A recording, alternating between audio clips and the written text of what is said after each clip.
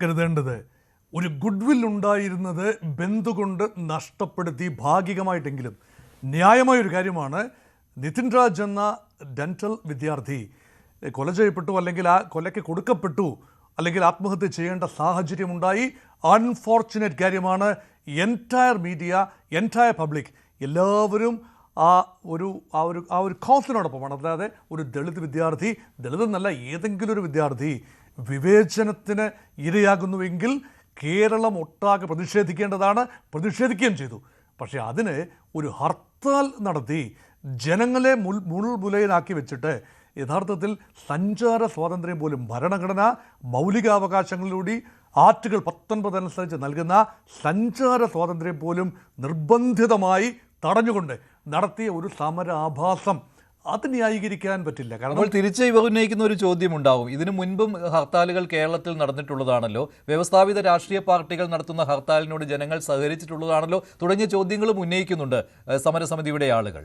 ഇവിടെ ഹർത്താൽ അനുകൂലികൾ എന്ന് പറയാം. ഇവിടെ വ്യവസ്ഥാപിതമായ രാഷ്ട്രീയ കക്ഷികൾ ഹർത്താൽ കോൾ ഫോർ ചെയ്താലും ചില സംഘടനകൾ, ഇതിപ്പോൾ 52ഓളം ദളിത് സംഘടനകളാണ്, പിന്നെ ഒരു കൺസോർഷ്യമാണ്.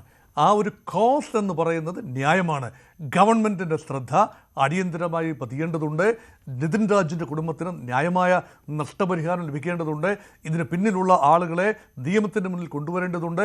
പോലീസിൻ്റെ ഭാഗത്ത് അനാസ്ഥയുണ്ടെങ്കിൽ ചൂണ്ടിക്കാണിക്കേണ്ടതുണ്ട്. അതിനൊരു പൗര അവബോധമുണ്ടാകണം. അതിനുവേണ്ടിയാണ് ഹർത്താൽ.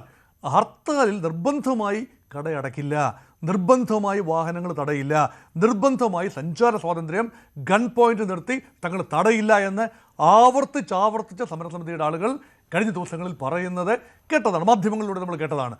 പക്ഷേ അവസാനം നടന്നു വന്നപ്പോൾ ഹർത്താൽ വിജയിപ്പിക്കുക എന്നത് ഒരു അഭിമാന വിഷയമായി, ഒരു പോരാട്ട വിഷയമായി ഒക്കെ വരുമ്പോൾ യഥാർത്ഥത്തിൽ നിർബന്ധിതമായി അത് ഒരു ബ്ലോൺ ഔട്ട് ഓഫ് പ്രൊപ്പോർഷൻ എന്ന നിലയിൽ വരികയാണ്. രാവിലത്തെ ഏതാനും മണിക്കൂറുകൾ, 2-3 മണിക്കൂറുകളിൽ അത് സംഭവിച്ചിരിക്കുന്നു. അതിനുശേഷം പിന്നെ തിരുവനന്തപുരം നഗരത്തിൽ ഉൾപ്പെടെ ശാന്തമായിട്ടാണ് കാര്യങ്ങൾ പോയത്.